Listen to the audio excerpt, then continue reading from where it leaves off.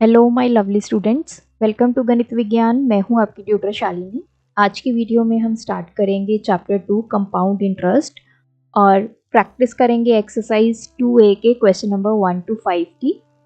Notes के लिए हमारी वेबसाइट ganitviggyan.in पे विजिट कीजिए, लिंक आपको डिस्क्रिप्शन बॉक्स में मिलेगा। Question number 1, calculate the amount and the compound interest on 25,000 for 2 years at 8% per annum compounded annually। अब देखिए, हमने फाइंड करना है एक तो अमाउंट और एक करना है कंपाउंड इंटरेस्ट। सबसे पहले आपने ये चेक करना है कि कंपाउंडेड कैसे है, एनुअली है, हाफ ईयरली है, क्वार्टरली है, क्योंकि उसके अकॉर्डिंग फिर हमारी वैल्यूज चेंज हो जाती हैं। तो इस एक्सरसाइज में हम फॉर्मूला का यूज नहीं करेंगे, विदाउट यूजिंग फॉर्मूला आपने इस एक्सरसाइज को करना है। अब यहाँ पे अमाउंट और कंपाउंड इंटरेस्ट बोला है हमें कैलकुलेट करने के लिए। तो प्रिंसिपल वैल्यू हमें गिवन है ₹25,000, टाइम हमें गिवन है 2 ईयर्स और रेट हमें गिवन है 8%। अब हम ईयर बाय ईयर करेंगे इसको। तो फर्स्ट ईयर के लिए हम इंटरेस्ट को कैलकुलेट करेंगे।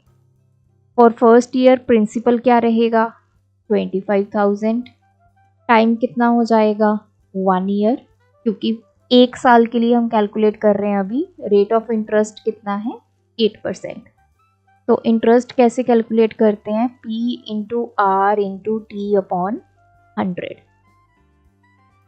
25,000 इंटू R की वैल्यू 8, टाइम कितना है 1 अपॉन 100,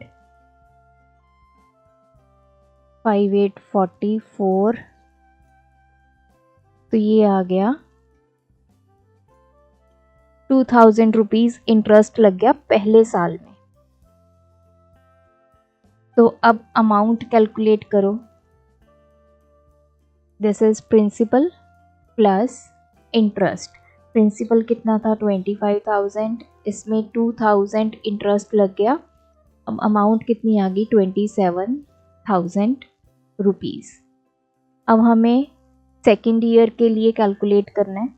अब सेकेंड ईयर के लिए जो प्रिंसिपल वैल्यू है वो हमारी चेंज हो जाती है in case of compound interest. First year के लिए ये प्रिंसिपल वैल्यू थी। अब सेकेंड ईयर के लिए जो हमने ये अमाउंट निकाली है प्रिंसिपल प्लस इंटरेस्ट करके, this will be our principal for second year. तो प्रिंसिपल आ गया 27,000, रेट हमारा सेम रहेगा, टाइम इज 1 ईयर, क्योंकि अब हम सेकेंड ईयर मतलब जो नेक्स्ट ईयर है उसके लिए निकाल रहे हैं, एक ही साल के लिए निकाल रहे हैं। तो इंटरेस्ट का formula P into R into T upon 100। तो सेकेंड ईयर में देखते हैं कितना इंटरेस्ट लगेगा। 27,000, R की value 8, time 1 upon 100,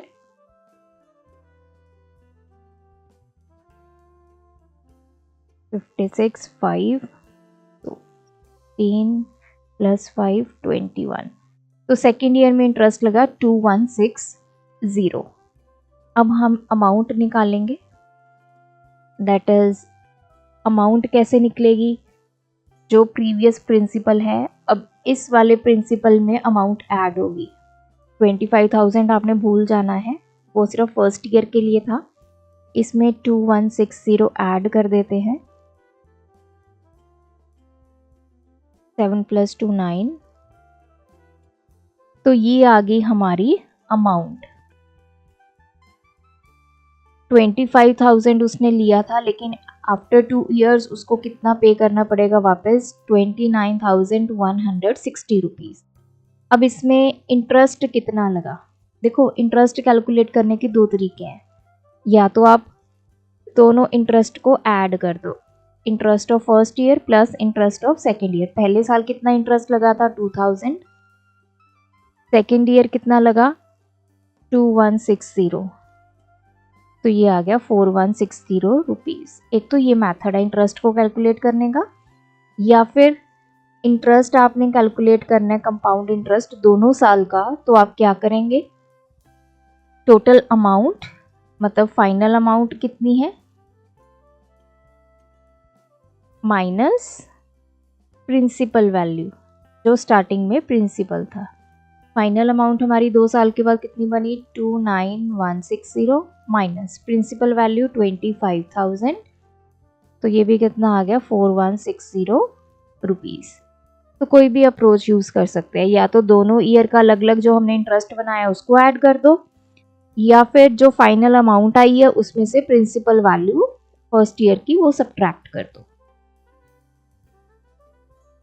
question 2, Rohit borrows 62,500 from Arun for 2 years at 10% per annum simple interest. ठीक है जी, पहले यहाँ तक समझते हैं। रोहित ने अरुण से पैसे लिए, इतने पैसे लिए 2 साल के लिए 10% रेट ऑफ इंटरेस्ट पे लिए, और ये क्या है पर एनम कैलकुलेट हुआ, ये सिंपल इंटरेस्ट पे उसने पैसे ले लिए। He immediately lends out this sum to Kunal. उसने अरुण से पैसे ले लिए, फिर उसने क्या किया, वो पैसे कुणाल को दे दिए।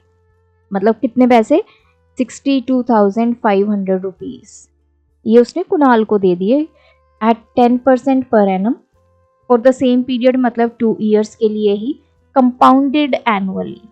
तो ये उसने किस पे दिए, कंपाउंड इंटरेस्ट पे दिए, और वो कैलकुलेट कैसे हो रहा है, एनुअली हो रहा है, मतलब एक साल में एक बार इंटरेस्ट लगेगा। Calculate Rohit profit in the transaction eight the end of 2 years. अब रोहित को कितना प्रॉफिट हुआ, मतलब एक तरफ से उसने पैसे लिए, दूसरी तरफ दे दिए। लिए उसने सिंपल इंटरेस्ट पे, लेकिन दिए उसने कंपाउंड इंटरेस्ट पे।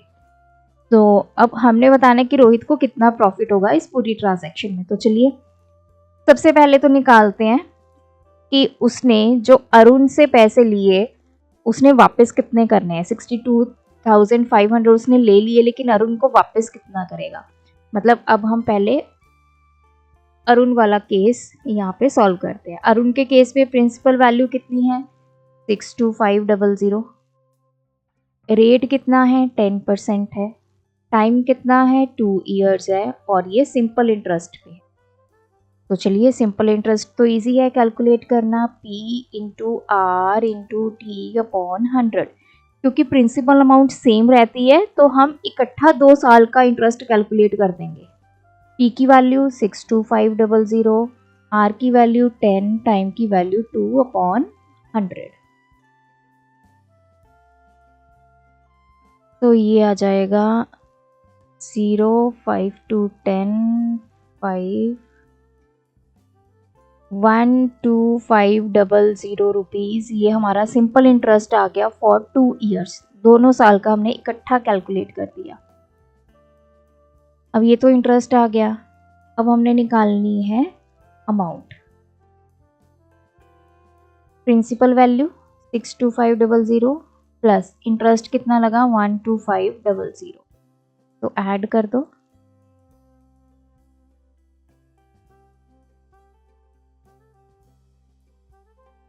सो ये अमाउंट आ गई जो अरुण को देनी है, दिस मच। यहाँ पे लिख लेते हैं, रोहित ने अरुण को जो अमाउंट देनी है वो हम लिख लेते हैं 75,000 रुपीज। अब सेकंड केस डिस्कस करते हैं जो क्या है कुणाल का।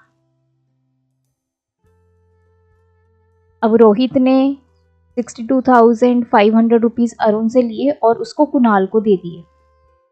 तो कुणाल को 2 साल के लिए दिए, तो हम ईयर बाय ईयर उसको कैलकुलेट करते हैं। फर्स्ट ईयर के लिए प्रिंसिपल वैल्यू क्या थी, कुणाल को कितने रुपए दिए उसने 62,500, कितने रेट ऑफ इंटरेस्ट पे दिए 10% पे। टाइम 1 ईयर होगा क्योंकि पहले साल का हम कैलकुलेट कर रहे हैं, और ये कंपाउंड इंटरेस्ट पे दिए हैं। तो चलिए पहले साल का इंटरेस्ट कैलकुलेट करते हैं, P into R into T upon 100। 62500, rate है 10, टाइम है अभी 1 ईयर, क्योंकि फर्स्ट ईयर का इंटरेस्ट कैलकुलेट हो रहा है। तो फर्स्ट ईयर का इंटरेस्ट कैलकुलेट हो गया 6250 रुपीज़। अब हम सेकेंड ईयर का करेंगे। सेकेंड ईयर के लिए प्रिंसिपल वैल्यू क्या हो जाएगी, ये वैल्यू प्लस इंटरेस्ट। तो अमाउंट निकाल लेते हैं यहाँ पे पहले फर्स्ट ईयर की। प्रिंसिपल प्लस इंटरेस्ट 62500 प्लस 6250, तो ये आ गई 68750। अब ये अमाउंट प्रिंसिपल वैल्यू बन जाएगी सेकेंड ईयर के लिए, क्योंकि कंपाउंड इंटरेस्ट में यही होता है कि प्रिंसिपल वैल्यू चेंज हो जाती है हर साल, पिछली प्रिंसिपल में इंटरेस्ट ऐड हो जाता है। तो रेट सेम रहेगा, इस साल भी 10%। टाइम पीरियड है हमारे पास 1 ईयर, क्योंकि सेकेंड ईयर के लिए निकाल रहे हैं, और कंपाउंड इंटरेस्ट है। चलिए इंटरेस्ट निकालते हैं, P into R into T upon 100। P कितना है 68750, R कितना है 10% टाइम 1 अपॉन 100। तो सेकेंड ईयर का इंटरेस्ट आ गया 6875। अमाउंट निकाल लेते हैं, principal plus interest, principal value ये, इंटरेस्ट ये, 68750 प्लस 6875 ऐड कर लेते हैं, ये आ गया 5, 7 प्लस 5 12 कैरी 1, 8 8 16 कैरी 1, ये आ गया 15, 75625 रुपीज़, मतलब 75,625। अब देखो, अब हम लिख लेते हैं किसने किसको देने हैं। अब ये कुणाल ने किसको देने हैं, वापस करने हैं अरुण को, सॉरी रोहित को।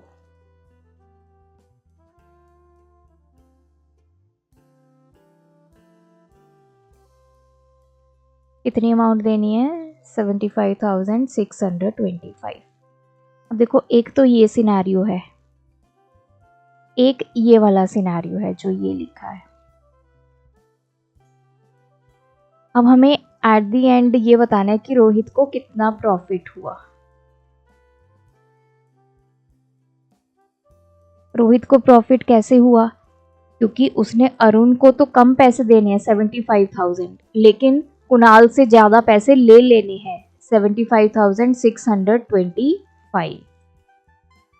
मतलब जो रोहित है उसने अरुण से पैसे लिए सिंपल इंटरेस्ट पे, और वही पैसे कुणाल को 2 साल के लिए कंपाउंड इंटरेस्ट पे दे दिए। तो इसके बीच में रोहित को क्या फ़ायदा होगा, रोहित ने जो कुणाल से लेने हैं वो पैसे ज़्यादा हैं, उसमें से हमने जो अरुण को देने हैं वो सब्ट्रैक्ट कर देंगे। तो इस पूरी ट्रांजैक्शन में रोहित को 625 रुपये का क्या हुआ, प्रॉफिट हुआ। Question 3. A man invest 10,000 for 3 years at a certain rate of interest compounded annually. अब हमें प्रिंसिपल वैल्यू गिवन है, टाइम गिवन है, लेकिन रेट नहीं गिवन है। उसने बोला कुछ रेट ऑफ इंटरेस्ट पे कंपाउंडेड एनुअली। ये वर्ड जरूर चेक करना है क्या है। Eight the end of 1 year, 1 साल के बाद, इट अमाउंट्स टू 11200, मतलब आफ्टर 1 ईयर ये हमारी अमाउंट है। तो हमने ये चीज़ें कैलकुलेट करनी है। तो चलिए पहले क्या क्या गिवन है वो देख लेते हैं। प्रिंसिपल वैल्यू गिवन है, टाइम गिवन है, और अमाउंट गिवन है आफ्टर 1 ईयर। कितनी है 11200। तो फर्स्ट केस में हमने रेट को कैलकुलेट करना है। तो हमें पता है जो हमारी अमाउंट होती है वो किसके इक्वल होती है, प्रिंसिपल वैल्यू प्लस इंटरेस्ट। तो अमाउंट हमें गिवन है 11200, प्रिंसिपल वैल्यू गिवन है हमें। अब हम यहाँ से पहले इंटरेस्ट निकाल लेंगे, माइनस 10,000। तो इंटरेस्ट हमारा आ गया 1200 रुपीज़। इंटरेस्ट हमारा आ गया। इंटरेस्ट हम कैसे कैलकुलेट करते हैं, P into R into T upon 100। तो इंटरेस्ट हमारे पास है, पी की वैल्यू हमारे पास है, आर हमने निकालना है, टी कितना होगा 1। क्यों?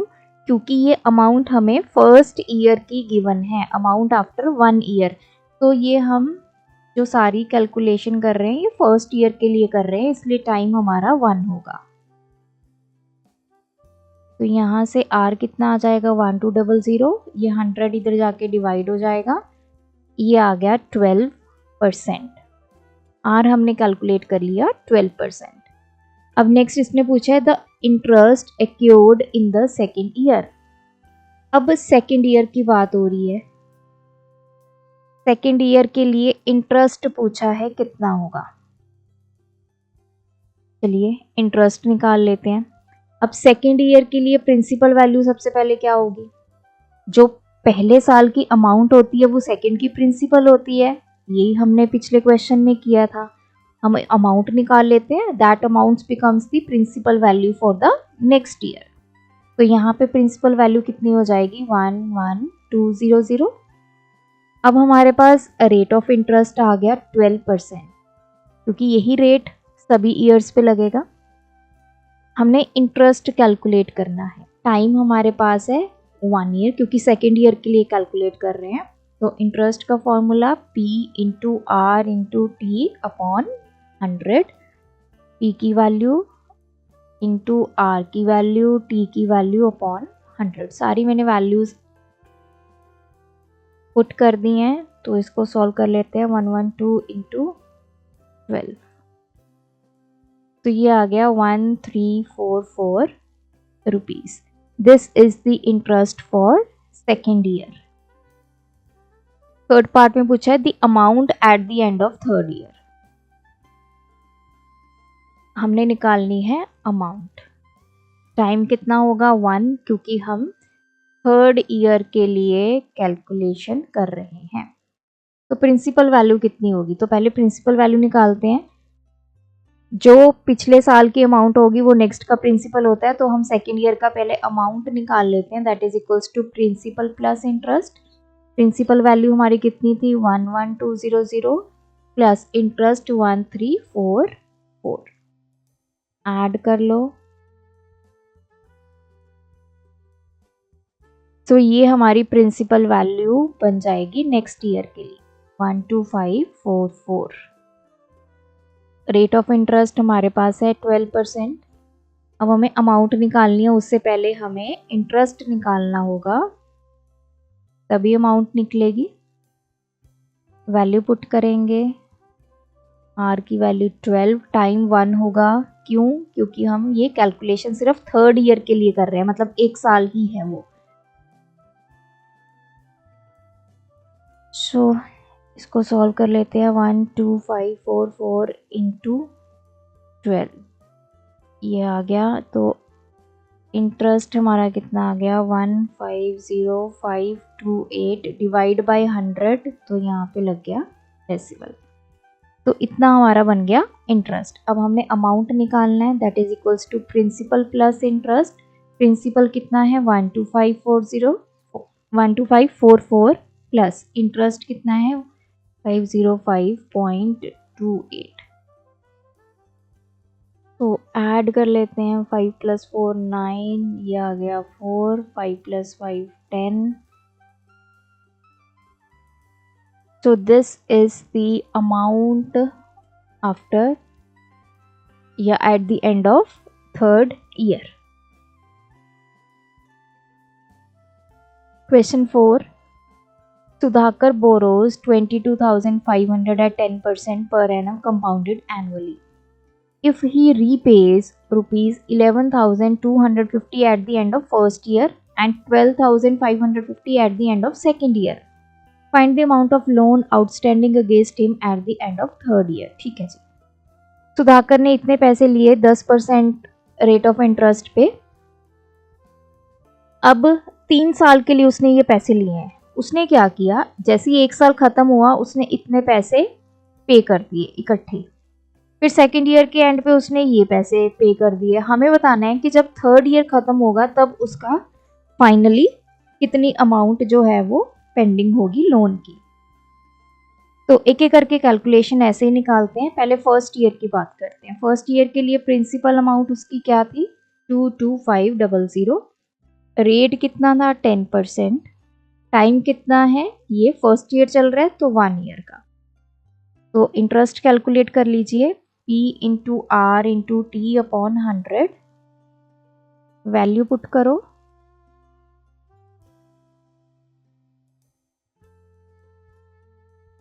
तो पहले साल का इंटरेस्ट लग गया ₹2250। तो अमाउंट निकाल लेते हैं, प्रिंसिपल प्लस इंटरेस्ट 22500 प्लस 2250 5724। एक साल के बाद उसको इतने रुपए वापस करने थे, लेकिन उसने रीपे कर दिए इकट्ठे 11,250 वापस दे दिए। तो अमाउंट रीपेड कितने रुपए उसने दे दिए, 11,250। तो हम निकालेंगे amount left eight the end of first year. अब पहले साल में उसने इतने रुपए वापस कर दिए, देने कितने थे उसने, 24,750। इतने उसने दे दिए, तो कितने बचे, तो हम क्या करेंगे, 24750 में से 11250 सब्ट्रैक्ट कर देंगे। हमें पता चल जाएगा कि कितना अब उसका बैलेंस पेंडिंग है। ये आ गया 531, 13,500 रुपीज अब उसने क्या करना है, पे करना है।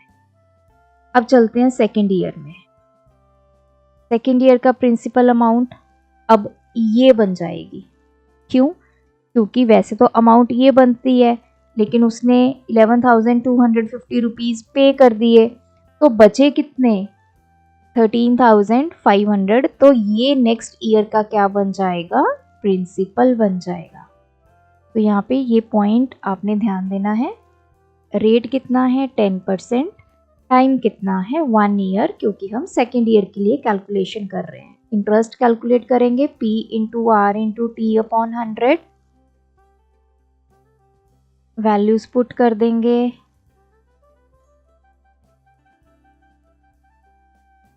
तो सेकेंड ईयर का इंटरेस्ट कितना बना, 1350। तो चलिए अमाउंट कैलकुलेट कर लेते हैं।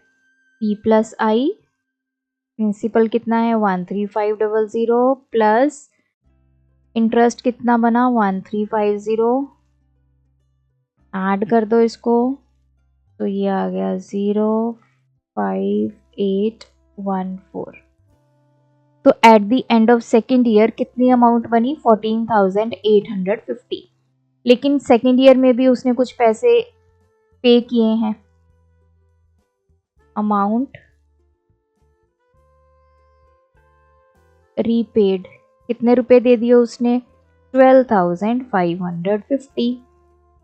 तो अब हमने निकालनी है अमाउंट लेफ्ट। अब सेकेंड ईयर के बाद उसको कितने रुपए देने हैं वापस, at end of second year. That is इतने रुपए बनते थे 14850, उसने उसमें से 12550 वापस कर दिए, कितने बचे 0032। अब सिर्फ 2300 अमाउंट उसको पे करनी है। अब आता है थर्ड ईयर। थर्ड ईयर के लिए प्रिंसिपल वैल्यू क्या बन जाएगी, ये जो बचे हुए पैसे हैं 2300। रेट हमारा वही रहेगा 10%। टाइम कितना है, 1 ईयर है, थर्ड ईयर के लिए निकाल रहे हैं। तो इंटरेस्ट निकालेंगे P into R into T upon 100। Rate है 10, टाइम है 1 अपॉन 100। तो ये आ गया ₹230। अमाउंट निकाल लेते हैं, principal plus interest 2300 plus 230 rupees, that is 2530 rupees. Only 2530 rupees उसको थर्ड ईयर के एंड में पे करना है, क्योंकि बीच बीच में उसने अमाउंट जो है काफ़ी पे कर दी। 11,250 एक बार पे कर दिया, 12,550 एक बार पे कर दिया, तो जिसकी वजह से थर्ड ईयर में उसकी अमाउंट अब कम हो गई है। Question 5. A man borrows 15,000 at 12% per annum compounded annually. If he repays 4,400 at the end of each year, तो हमने वही निकालना है कि थर्ड ईयर की स्टार्टिंग में, अब यहाँ पे बिगनिंग बोला है, तो मतलब थर्ड ईयर की स्टार्टिंग तक उसको कितने रुपए उसको अभी पे करने हैं, तो हम सेकेंड ईयर तक निकालेंगे, क्योंकि वही उसको अमाउंट थर्ड ईयर में पे करनी होगी। तो पहले फर्स्ट ईयर की बात करेंगे। प्रिंसिपल वैल्यू क्या है 15,000, रेट कितना है 12%, टाइम कितना है 1 ईयर, क्योंकि एक साल के लिए हम कैलकुलेट कर रहे हैं। इंटरेस्ट कैलकुलेट करेंगे P into R into T upon 100। P कितना है 15,000, रेट कितना है 12, टाइम कितना है 1 अपॉन 100।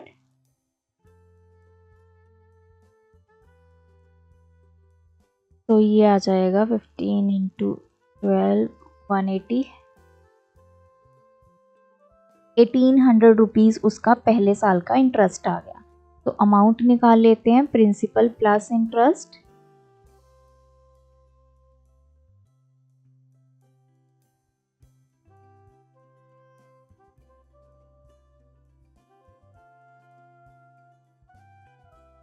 सो फर्स्ट ईयर के बाद अमाउंट बन गई उसकी 16,800 रुपीज़, लेकिन उसने रीपे कितने कर दिए 4,400। अमाउंट रीपेड कितनी है, तो amount left eight the end of first year, इतने उसने दे दिए, तो कितने बचे 16,800 देने थे, उसमें से उसने 4,400 दे दिए, तो अब बचे 12,400 रुपीज़। अब आते हैं सेकेंड ईयर पे।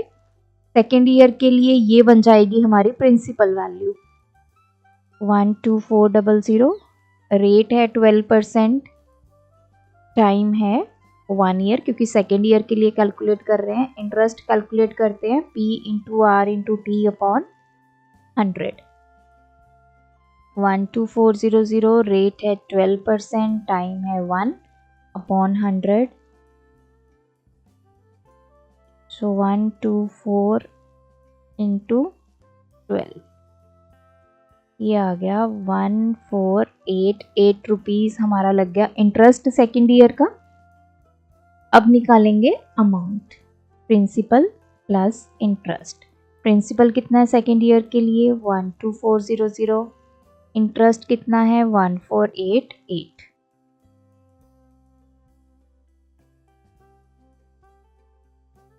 तो ये हमारी अमाउंट बन गई सेकेंड ईयर के लिए, इतनी उसने देनी है। लेकिन उसने फिर से, इसने बोला ना at the end of each year, हर साल वो इतना रीपे कर रहा है। सो अमाउंट रीपेड कितनी है ₹4400। तो कितनी अमाउंट बच गई, amount left eight the end of second year, that is 13888 minus 4400। तो 8 ये आ गया 4 और ये आ गया 9। सो अब सेकेंड ईयर के एंड तक कितनी अमाउंट उसने पे करनी है 9488। अब क्वेश्चन में ये है बिगिनिंग ऑफ थर्ड ईयर, जब थर्ड ईयर स्टार्ट होगा, मतलब थर्ड ईयर का हमने इंटरेस्ट नहीं लगाना है, थर्ड ईयर के स्टार्टिंग में ही बताना है कि कितनी अमाउंट उसने पे करनी है। तो यही वो अमाउंट है जो वो थर्ड ईयर की बिगनिंग में स्टार्ट करेगा। इतनी अमाउंट उसकी तरफ आउटस्टैंडिंग है, मतलब पड़ी हुई है, उसने पे करनी है। सो इसका आंसर आ गया कितनी अमाउंट है, आपने लिखना है amount outstanding against him at the beginning of third year is ₹9488। तो ये आपका बन जाएगा आंसर। अगर वो कहता eight the end of third year, तो हम थर्ड ईयर के लिए कैलकुलेट करते, प्रिंसिपल वैल्यू ये हो जाती, रेट होता, टाइम होता, इंटरेस्ट कैलकुलेट करते, फिर प्रिंसिपल में ऐड करके अमाउंट निकालते, वो हमारा eight the end of third year बन जाता।